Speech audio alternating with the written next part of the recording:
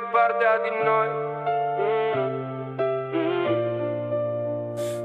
Am adormit în orașul ăsta gri, cu vize lipite de pereți prea târzii.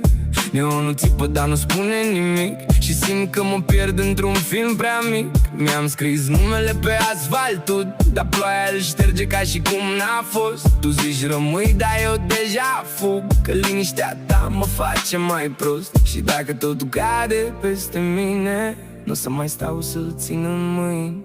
Nu mai stau, nu mai tac, nu mai mint, ard ca un foc care n-are cuvânt. Dacă pierd, măcar știu că am vrut, nu doar am stat și am tăcut.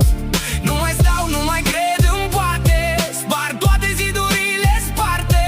Dacă lumea se rupe în doi, eu aleg partea din noi. Mi-a rupt fricile în bucăți mici, le-am aruncat unde nu le mai știi. Fiecare nu m-a tras înapoi, dar azi nu mai joc după reguli strâmbe și goi. Am cicatrici care încă mai ard, dar le port ca pe un steag ridicat. Dacă drumul e gol, îl umplu cu zgomot, și dacă pic mă ridic mai turbat. Nu mai vreau liniște falsă în mine, vreau să simt că sunt viu. Nu mai stau, nu mai tac, nu mai mint, ard ca un foc care n-are cuvânt. Dacă pierd, măcar știu că am vrut, nu doar am stat și am tăcut.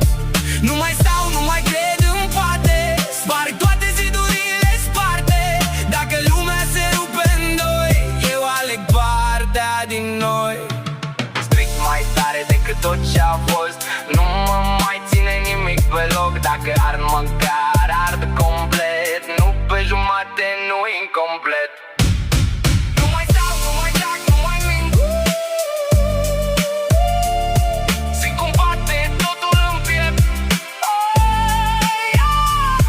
Dacă viața e un haos frumos, îl trăiesc fără rost, dar pe dos.